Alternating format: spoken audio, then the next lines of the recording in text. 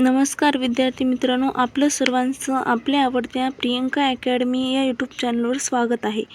आजच्या व्हिडिओमध्ये आपण सामान्य ज्ञानाविषयी महत्त्वपूर्ण अशा 25 प्रश्नांची माहिती बघणार आहोत. चला तर मग आजच्या व्हिडिओला सुरुवात करूया. प्रश्न क्रमांक 1 आहे, कोणते पक्षी अभयारण्य हे आशियातील सर्वात मोठे पक्षी अभयारण्य गणले जाते? कोणते पक्षी अभयारण्य हे आशिया खंडातील सर्वात मोठे पक्षी अभयारण्य म्हणून गणले जाते? तर उत्तर आहे ऑप्शन क्रमांक 3 बघा, भरतपूर. भरतपूर हे पक्षी अभयारण्य आशिया खंडातील सर्वात मोठे पक्षी अभयारण्य म्हणून गणले जाते. प्रश्न क्रमांक 2 आहे, खालीलपैकी कोणते शहर कालव्यांचे शहर म्हणून ओळखले जाते? खालीलपैकी कोणते शहर हे कालव्यांचे शहर म्हणून ओळखले जाते? उत्तर आहे ऑप्शन क्रमांक 4 बघा, व्हेनिस. व्हेनिस हे शहर कालव्याचे शहर म्हणून ओळखले जाते. व्हेनिस या शहराला कालव्याचे शहर म्हणून ओळखतात. प्रश्न क्रमांक 3 आहे, सांबर सरोवर कोणत्या राज्यात स्थित आहे? सांबर सरोवर कोणत्या राज्यात स्थित आहे? उत्तर आहे ऑप्शन क्रमांक 4 बघा, पंजाब. पंजाब या राज्यामध्ये सांबर सरोवर हे सरोवर स्थित आहे. प्रश्न क्रमांक 4 आहे, पश्चिम घाटातील कुद्रेमुरण हे खानक्षेत्र कोणत्या राज्यात आहे? पश्चिम घाटातील कुद्रेमुरण हे खानक्षेत्र कोणत्या राज्यात आहे?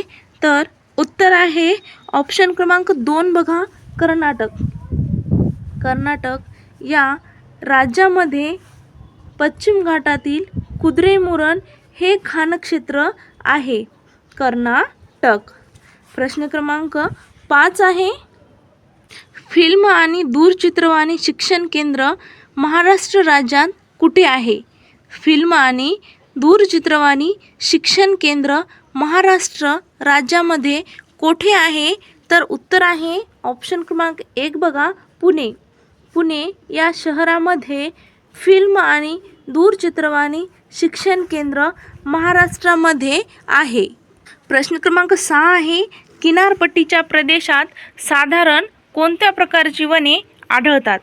किनारपट्टीच्या प्रदेशात साधारणपणे कोणत्या प्रकारची वने आढळतात?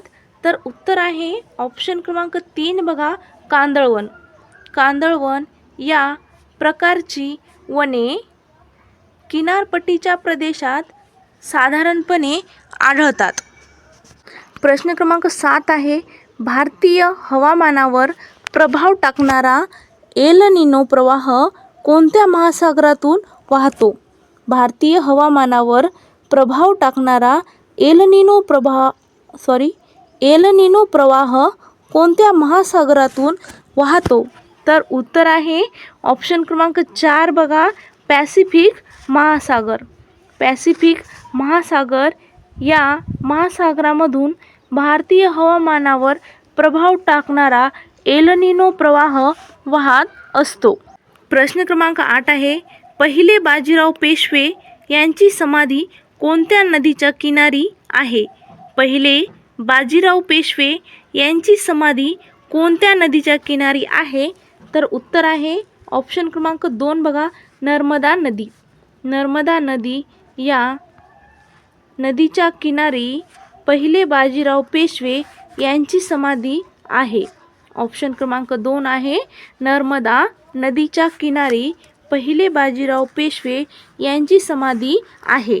प्रश्न क्रमांक 9 आहे, वृत्तपत्रांच्या स्वातंत्र्यावर गदा आणणारा भारतीय भाषा वृत्तपत्र कायदा कोणी मंजूर केला? वृत्तपत्रांच्या स्वातंत्र्यावर गदा आणणारा भारतीय भाषा वृत्तपत्र कायदा कोणी मंजूर केला? तर उत्तर आहे ऑप्शन क्रमांक 4 बघा, Lord Lytton. Lord Lytton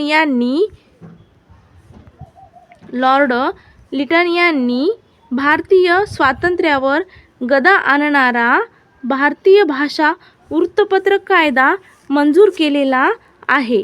Lord Lytton. प्रश्न क्रमांक 10 आहे, काळ्या हिऱ्याचा उपयोग कशासाठी होतो? काळ्या हिऱ्याचा उपयोग कशासाठी होतो? उत्तर आहे ऑप्शन क्रमांक 4 बघा, काच कापणी. काच कापण्यासाठी काळ्या हिऱ्याचा उपयोग केला जातो. प्रश्न क्रमांक 11 आहे, 9 ऑगस्ट हा दिवस काय म्हणून साजरा केला जातो? 9 ऑगस्ट हा दिवस काय म्हणून साजरा केला जातो?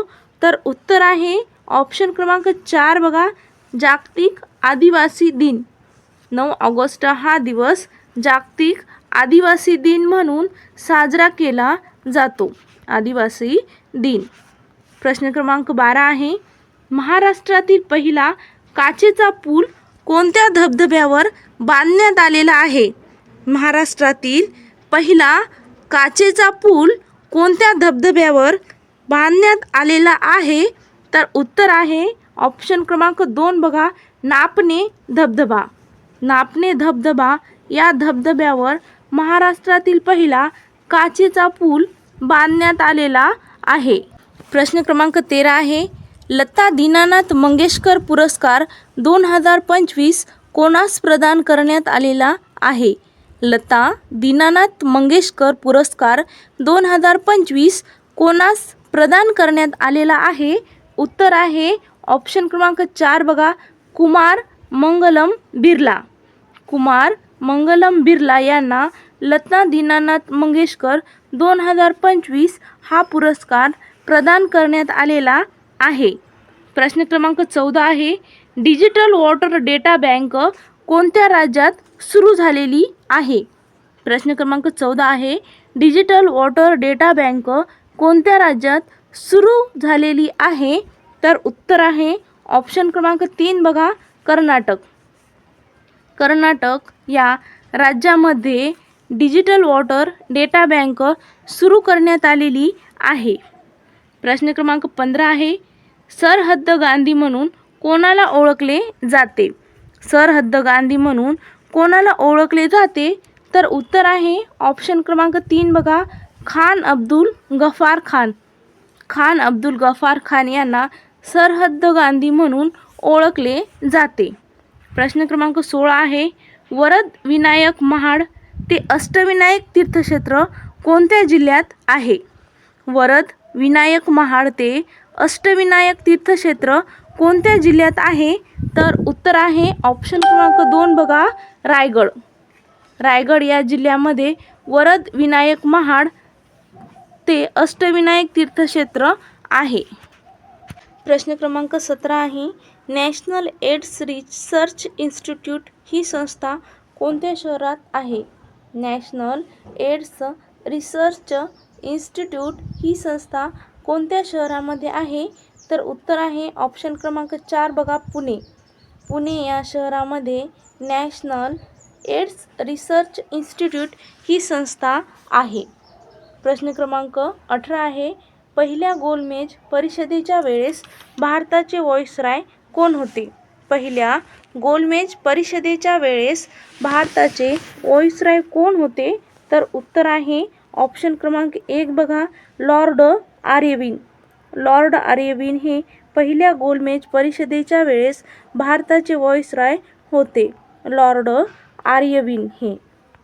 प्रश्न क्रमांक 19 आहे, महर्षी विठ्ठल रामजी शिंदे यांनी कोठे देवदासी प्रथेविरुद्ध परिषद भरवली? प्रश्न क्रमांक 19 आहे, महर्षी विठ्ठल रामजी शिंदे यांनी कोठे देवदासी प्रथेविरुद्ध परिषद भरवलेली आहे?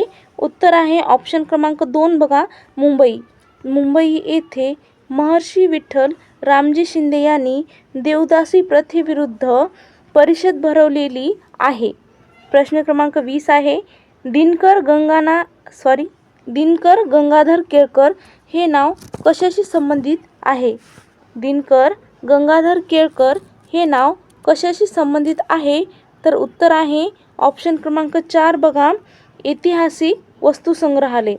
ऐतिहासिक वस्तुसंग्रहालय याच्याशी संबंधित दिनकर गंगाधर केळकर हे नाव आहे. प्रश्न क्रमांक 21 आहे, राजा दिनकर केळकर हे वस्तुसंग्रहालय कोठे आहे?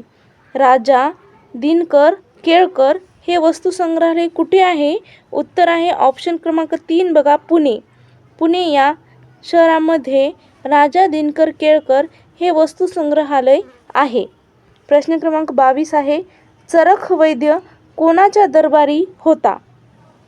चरक नावाचा वैद्य कोणाच्या दरबारी होता? उत्तर आहे ऑप्शन क्रमांक 2 बघा, राजा कनिष्क. राजा कनिष्क यांच्या दरबारी चरक वैद्य हे होते.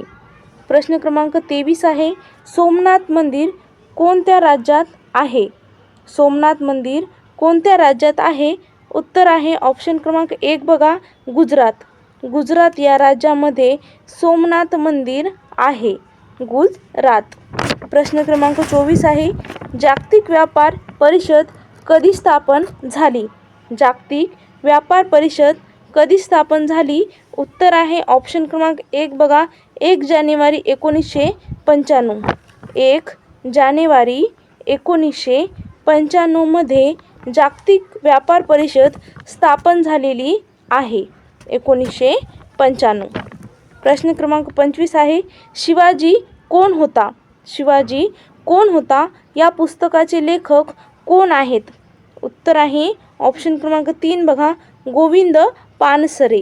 गोविंद पानसरे हे शिवाजी कोण होता या पुस्तकाचे लेखक आहे. व्हिडिओ आवडल्यास व्हिडिओला लाईक, चॅनलला सबस्क्राईब आणि व्हिडिओला शेअर करायला विसरू नका. थँक्यू.